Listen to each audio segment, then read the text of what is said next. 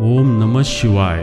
जर तुमच्या घरामध्ये हनुमानजीचा फोटो असेल किंवा मूर्ती असेल किंवा तुम्ही फोटो आणणार असेल तर हा व्हिडिओ तुमच्यासाठी अत्यंत महत्त्वाचा आहे। कारण फोटो आणि मूर्ती घरामध्ये किंवा दुकानात ठेवताना कोणत्या चुका करू नये आणि हनुमानजीचा कोणता फोटो हा जास्त लाभदायक असतो म्हणजे पंचमुखी हनुमान, तसेच डोंगर उचलतानाचे हनुमानाचे चित्र, तसेच उडणारे हनुमान आणि भजन करत असलेले हनुमान, तसेच ध्यानस्थ मध्ये असलेले हनुमान, तसेच राम मिलन हनुमान असे प्रकारचे विविध फोटो तुम्ही पाहिले असतील आणि कोणता फोटो ठेवणे कटाक्षाने टाळले पाहिजे हे सुद्धा आपण आज या व्हिडिओमध्ये पाहणार आहोत। त्यासाठी हा व्हिडिओ पूर्ण पहा। आता आपण पाहू की घरामध्ये हनुमानजीचे कोणते चित्र ठेवल्यास काय होते ते पाहू। पहिले म्हणजे पंचमुखी हनुमानांचा फोटो। वास्तुशास्त्रानुसार ज्या घरामध्ये पंचमुखी हनुमानजीची मूर्ती किंवा चित्र असेल त्या घरातील प्रगतीच्या मार्गातील अडथळे दूर होतात आणि धनात वृद्धी होते। त्यांचे मुख नैऋत्य दिशेला असावे। त्यानंतरचा पुढील फोटो राम दरबार। यामध्ये आपण दिवाणखान्यात श्री राम दरबाराचा फोटो लावावा जिथे हनुमानजी प्रभू श्री रामांच्या पायाशी बसलेले आहेत। जीवनातील सर्व संकटे राम दरबारातून दूर होतात। त्यानंतर डोंगर उचलताना हनुमानजीचे चित्र। जर हे चित्र तुमच्या घरात असेल तर तुमच्या धैर्य, शक्ती आणि विश्वास तसेच जबाबदारी वाढेल। यानंतरचे पुढील उडणारे हनुमानजीचे चित्र।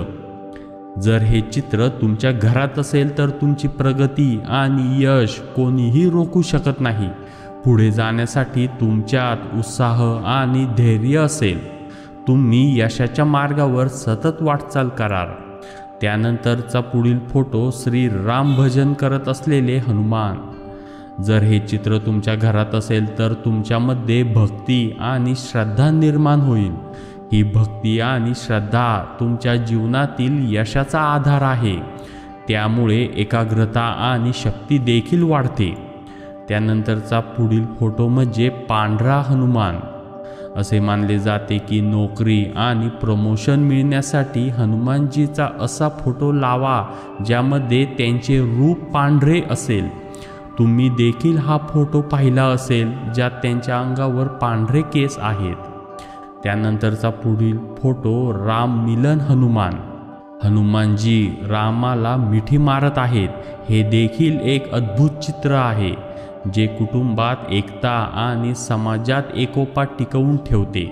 यामुळे प्रेमाची भावना विकसित होते।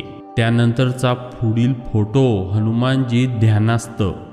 असे हनुमान जे डोळे बंद करून ध्यान करतात। अशा मूर्ती किंवा फोटोमुळे तुमच्या मनातही शांती आणि ध्यान विकसित होईल। तथापि हे चित्र तेव्हाच लावा जेव्हा तुम्हाला ध्यान आणि मोक्ष अशी कोणतीही इच्छा असेल। यानंतरचा पुढील फोटो म्हणजे संकटमोचन हनुमान। उजव्या गुडघ्यावर बसून आशीर्वाद देत असलेले हनुमानजीचे चित्र तुम्ही पाहिले असेलच। हे संकटमोचन हनुमानाचे चित्र आहे। घराच्या दक्षिण दिशेला लावल्याने कोणतेही संकट दारावर आढळत नाही। अशा प्रकारे आपण या व्हिडिओमध्ये हनुमानजीचे वेगवेगळे चित्र असलेले फोटोंबद्दल माहिती पाहिली आहे। अशा प्रकारे जर हा व्हिडिओ आवडला असेल तर आताच या चॅनलला सबस्क्राईब करा आणि बेल आयकॉनवर क्लिक करा। धन्यवाद।